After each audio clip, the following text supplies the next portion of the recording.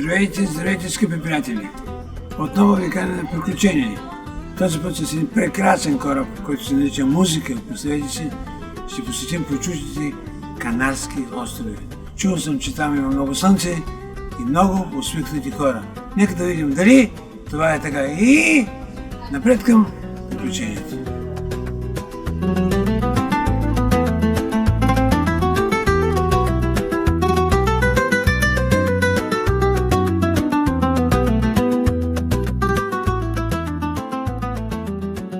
В началото на месец март 2026 година с група приятели тръгнахме към далечните Канарски острови. Първо достигнахме със самолет до Тенерифе, после се качихме на прекрасният кораб Музика. Какво име само? Музика. Името на Канарските острови идва от латинско название, което означава островите на кучетата.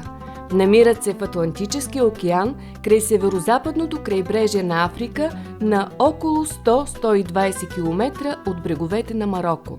Първо посетихме островите Лансароте и Фуертевентура. За съжаление, времето не беше с нас. Дъжд и силен вятър, но това не попречи на нашето добро настроение. Ето ни на крайбрежната улица в Санта Крус де ла Палма. Само погледнете! Перфектен асфалт и отлична маркировка.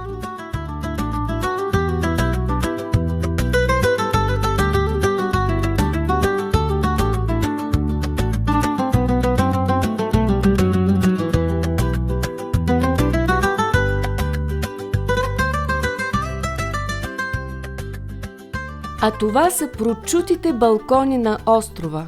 Каква феерия от неповторима архитектура и цветя.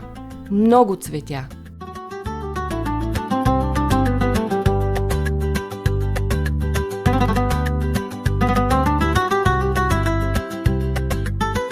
Ето и още една забележителност на града.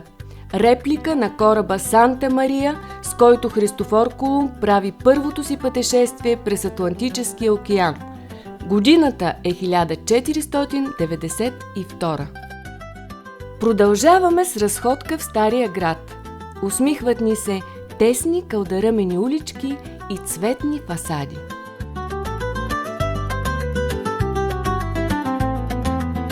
Колко много туристи! Те са навсякъде. Ето го и пазарът, от който си купуваме задължителните сувенири.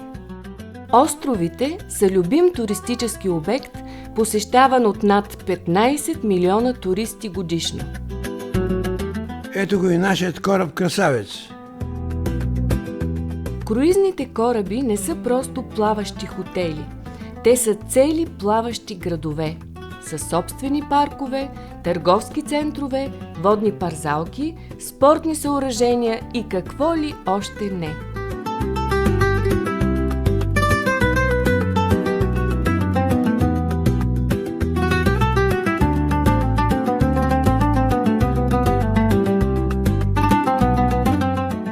А тук може да вземете дори урок по танци. Ето, нареждам се на опашката.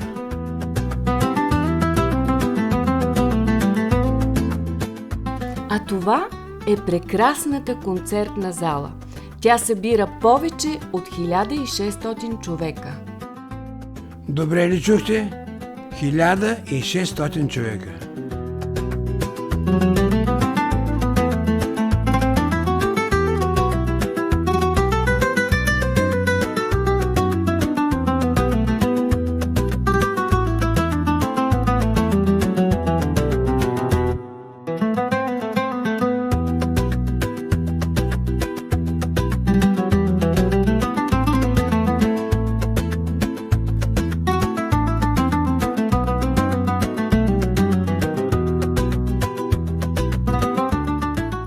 Ето ни отново на път.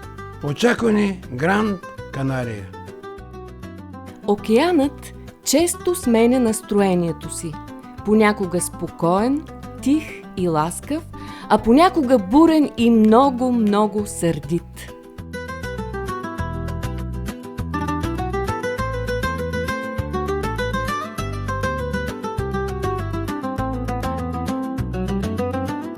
Посреща ни слънцето на Лас Палмас де Гран Канария, един от най-големите и интересни градове в Испания. Той е важен пристанищен град и исторически е бил ключова спирка за кораби между Европа, Африка и Америка. Намираме се в сърцето на града. Пред нас величествено се издига катедралата Санта Ана. Строежът ѝ започва през 1497 година и продължава цели 4 века. На площада, като вярна стража, ни посрещат 8 бронзови статуи на кучета. Те са свързани с името на островите и са се превърнали в една от най-интересните атракции за туристите.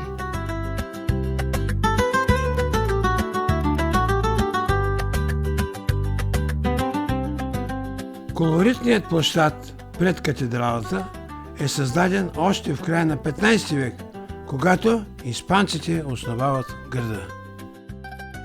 Тесните улички ни отвеждат до друга забележителност. Според легендата, в тази къща е отсядал великият мореплавател Христофор Колумб.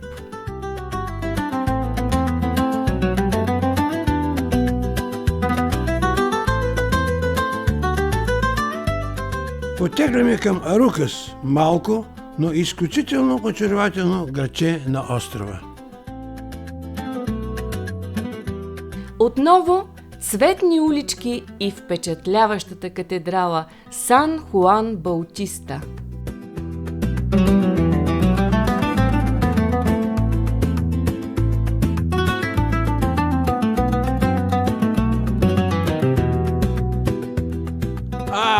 Ето ме и мен на кратка почивка.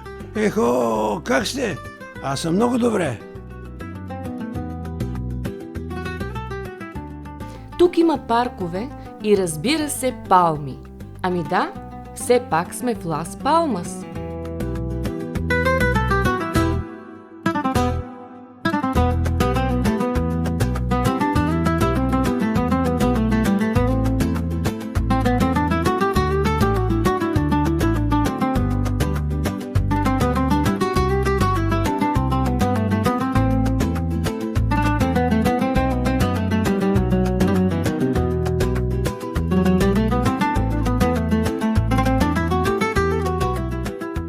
И отново на път.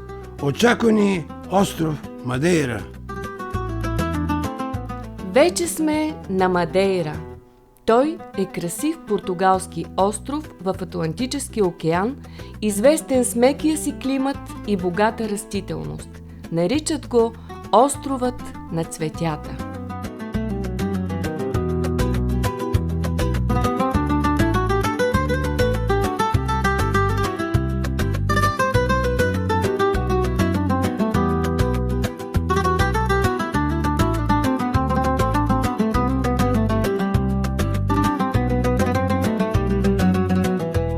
Намираме се на рибарското селище на Фунчал, столицата на острова.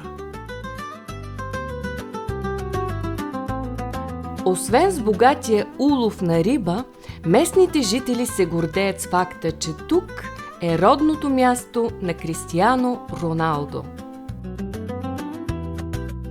Пътуваме към Стария град, там, където ни очакват романтични улички и хора, които не бързат за никъде.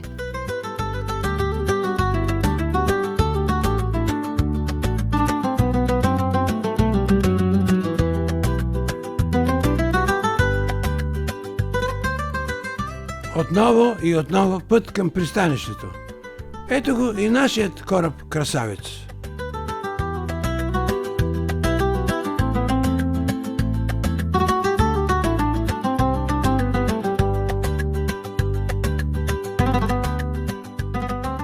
В края на деня потегляме към Тенерифе, последната спирка от нашето пътешествие.